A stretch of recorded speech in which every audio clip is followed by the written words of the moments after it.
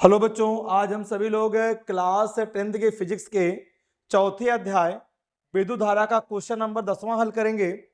इससे पहले हम सभी लोगों ने इस अध्याय के कुल 9 क्वेश्चन को हल कर लिए हैं, जिसको आप प्लेलिस्ट में देख सकते हैं। क्वेश्चन नंबर 10वें में क्या दिया गया है कि चित्र में दिखाए गए विद्युत परिपथ में धारा की गणना करना है आपको, और साथ ही साथ यानी इस परिपथ में करंट का मान आपको निकालना है।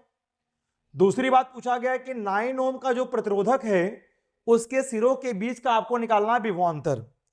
बहुत ही आसान प्रश्न है, इसको आप देखें कैसे इसको सॉल्व करेंगे, इसका सॉल्यूशन समझें। आप देख पा रहे हैं कि फिगर में 9 ओम और 3 ओम के जो प्रतिरोध हैं एक दूसरे के साथ श्रेणी क्रम में जोड़े गए हैं। किस क्रम में है ये? श्रेणी क्रम समूहन में है ये, जिनको आप बोलते हैं श्रेणी क्रम समूहन। क्या बोलते हैं उसको?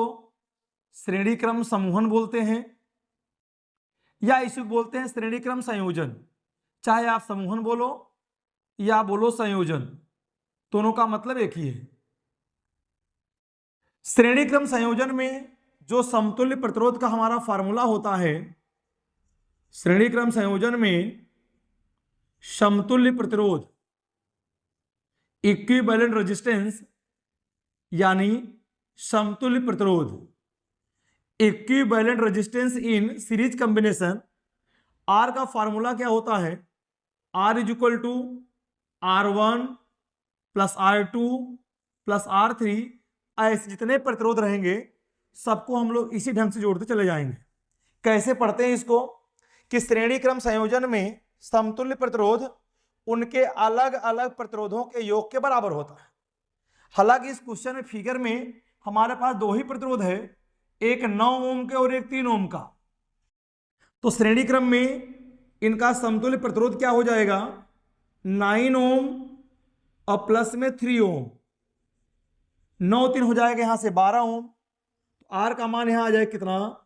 आर का मान आ जाएगा 12 ओम। हमको निकालना है परिपथ में धारा का मान।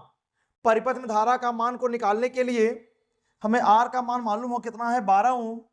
और जबकि परिपथ के सिरों के बीच का विभवांतर जो आपको दिया गया वो हमारा 6 वोल्ट है, यानी V का मान कितना पता है? 6 वोल्ट। R का मान दिया गया है 12 ओम, R का मान निकाल लिए 12 ओम, और V की वैल्यू कितना है? 6 ओम।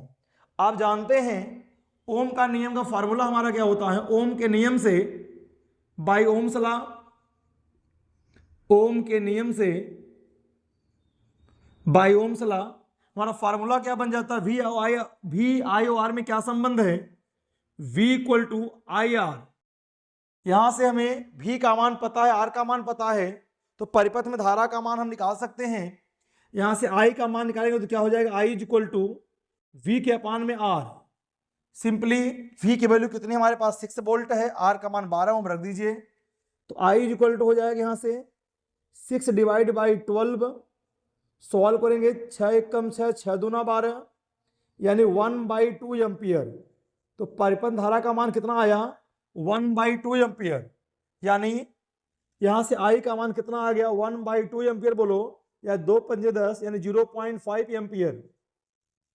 एक उत्तर हमारा मिल गया। परिपथ में धारा का मान कितना है? परिपथ धारा का मान हमारे पास कितना है? 0.5 एम्पियर। एक आंसर हमारा ये मिल गया। दूसरी बात क्या पूछा गया है कि 9 ओम के प्रतिरोध के सिरों के बीच का पूछा गया विभवांतर। ध्यान देंगे क्या पूछा गया है हमारे पास? 9 ओम का प्रतिरोध तार है, उसके सिरों के बीच का पूछा गया विभवांतर। 9 ओम के प्रतिरोध के तार के सिरों के बीच का विभवांतर निकालने के लिए हमें वहां पे आई का मान पता होना चाहिए। आप जानते हैं कि श्रेणी क्रम समूहन में धारा का मान समान होता है, यानी जो करंट यहां से फ्लो होना स्टार्ट हुआ वही करंट हमारा जाएगा 9 ओम में, यानी 1/2 एम्पियर हो जाएगा किसमें? 9 ओम में होगा। और वही करंट कहां फ्लो करेगा? 3 ओम के प्रतिरोध में फ्लो करेगा। 1/2 एम्पियर यहां भी होगा। हालांकि हमारे प्रश्न में 9 ओम के सिरों के बीच पूछा गया विभवांतर, तो 9 ओम के सिरों के बीच की धारा कितनी हुई? आई का मान वहां कितना हुआ? 1/2 एम्पियर या 0.5 एम्पियर। यहां आपको आर का मान पता है, आई का मान पता है, फिर से अप्लाई कर देंगे ओम का नियम। तो ओम के नियम से अब की बार ये ओम का नियम लगा रहे हैं कहां पे, 9 ओम के प्रतिरोध की स्वरूप भी लगा रहे हैं। तो ओम के नियम से,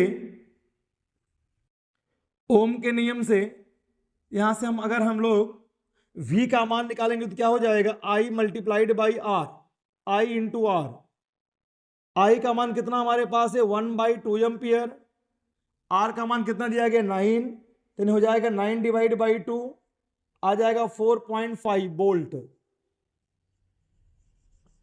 यानी V का मान कितना आ गया 4.5 वोल्ट।